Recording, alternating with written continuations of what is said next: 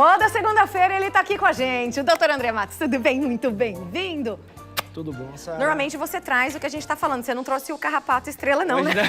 Ai, que bom. Tô bem mais tranquila. Né? Geralmente eu trago, hoje não. Melhor deixar lá no cantinho dele. A gente quer nem saber, né, Mari? Não precisa trazer, que a gente não quer. Quanto mais distante, melhor. Pelo amor de Deus. É muito sério? Bom, Sara, vamos lá. Isso é uma doença bastante séria, tá? Mas ela é rara. Só que tomou evidência esses últimos dias porque houve a morte de algumas pessoas, infelizmente, né, num evento que teve, acho que em Campinas, se eu não me engano. Então trouxe em evidência essa doença, tá? Mas é uma doença relativamente rara. Bom, o que é a febre maculosa? Na verdade, ela é uma doença, é uma bactéria, uma rickettsia que a gente chama, que ela é transmitida pelo carrapato. Tá. O vetor mais comum é o carrapato estrela. Só que o carrapato estrela, ele é mais comum nos equinos, tá? Nos roedores como a capivara, tá bom? E até mesmo em gambás. Então, assim, não é um carrapato mais comum dos cães, tá? Mas, então, qual que é o grande problema, assim? Quando a gente frequenta, por exemplo, fazenda, pesca e pague, vai fazer uma caminhada no meio do mato, e a gente pode ter contato com esse carrapato. Ele acaba picando os seres humanos de uma forma acidental. Então, acidentalmente, esse carrapato, ele sai desse hospedeiro, que é a capivara, que é bastante comum, né, os equinos, e ele vai picar os seres humanos. E aí ele pode ou não transmitir essa bactéria, que é essa rickettsia, e aí desenvolver o sinal clínico.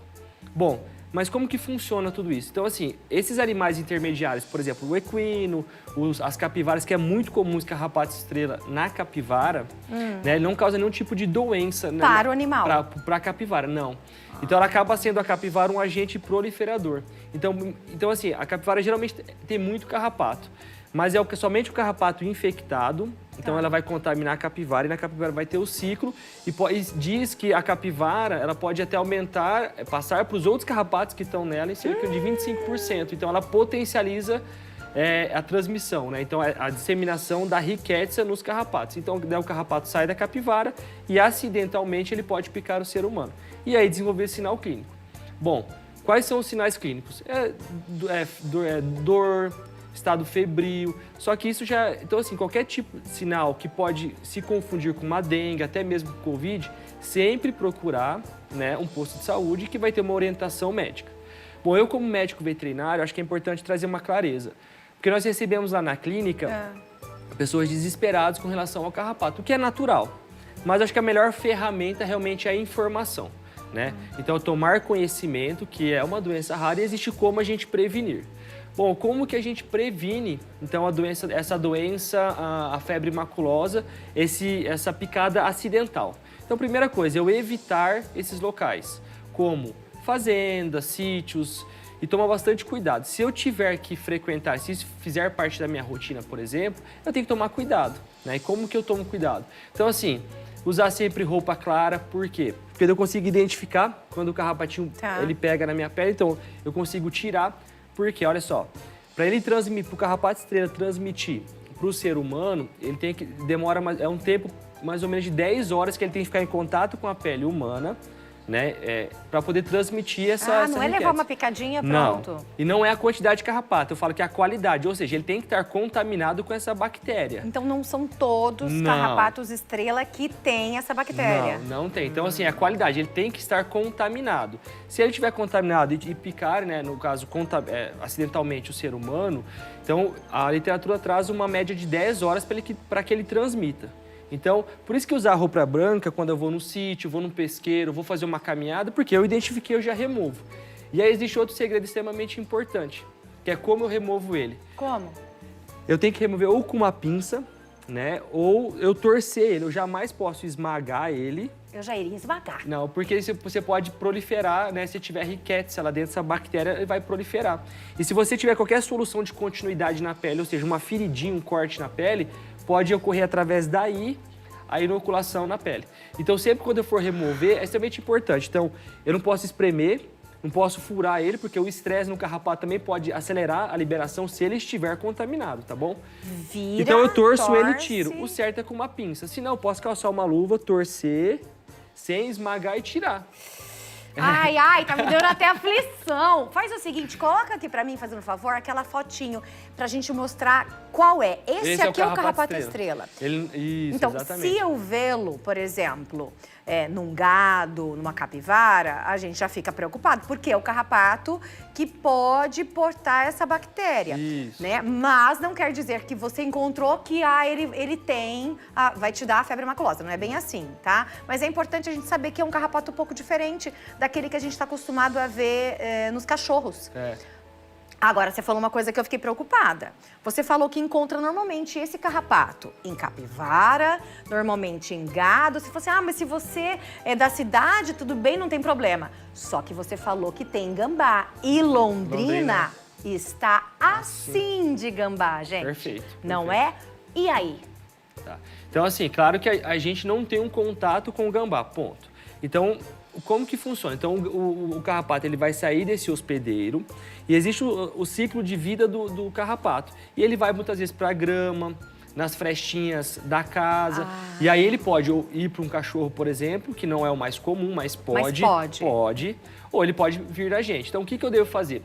Fazer a dedetização da minha casa. Chamar uma equipe especializada, ainda mais se eu tiver um jardim grande, se eu tiver gramas, árvores. Então, é importante eu fazer a dedetização da casa com uma empresa especializada. Okay. E aí eu também tenho que tomar cuidado que quando eu fizer essa dedetização, eu preciso tomar cuidado para que os cães não entrem em contato, por exemplo, com produto químico.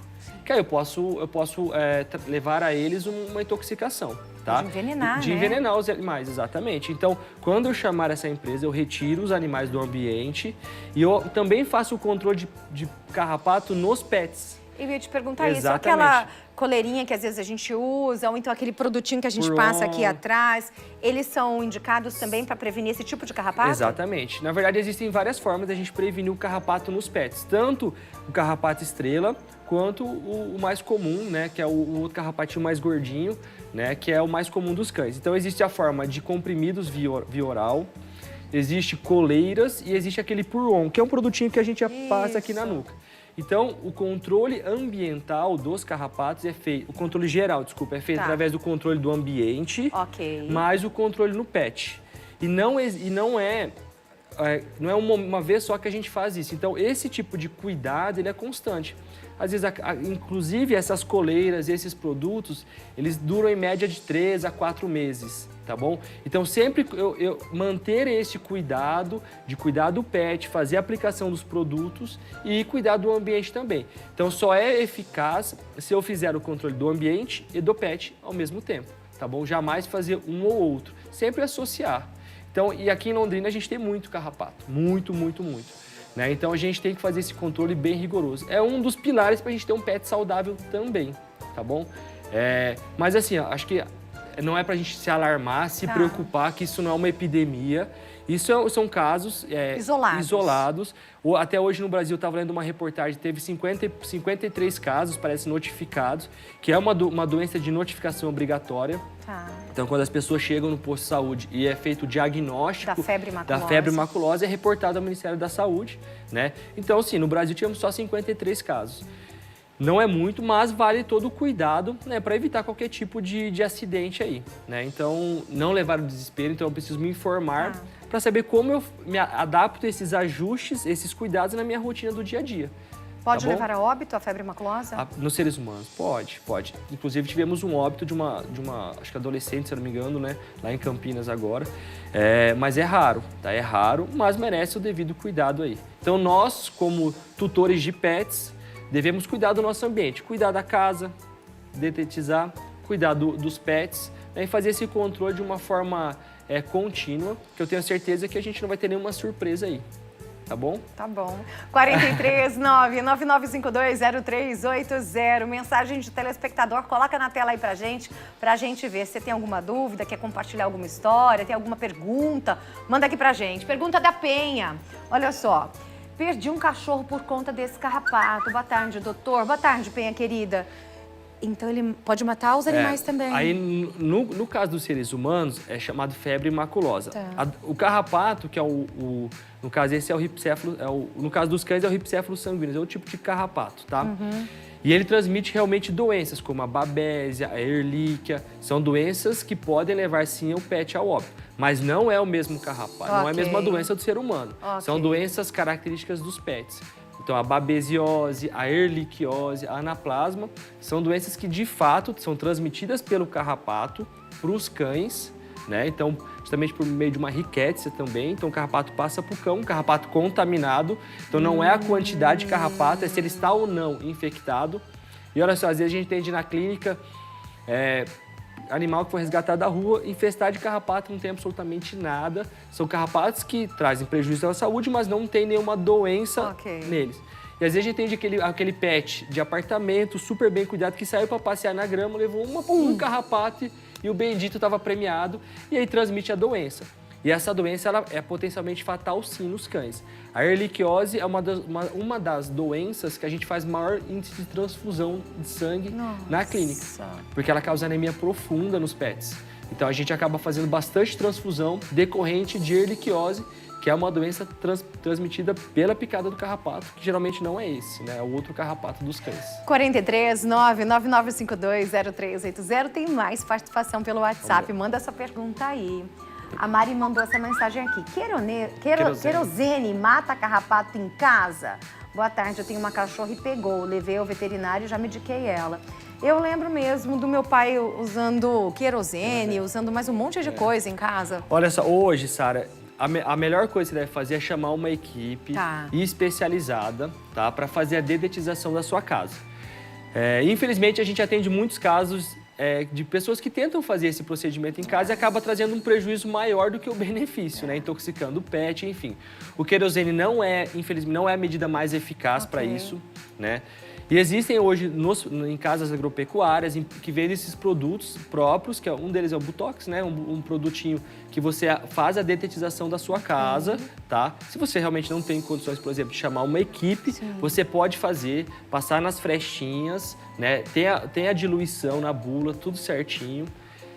Só que aquele recado assim que não pode esquecer, não deixe o pet entrar em contato com o ambiente. E esse produto, ele é específico para o ambiente. Ele não pode ser aplicado no pet sob nenhuma circunstância. Então, hoje existem produtos específicos, tá? Para fazer o controle do ambiente e produtos exclusivos específicos para fazer o controle nos pets.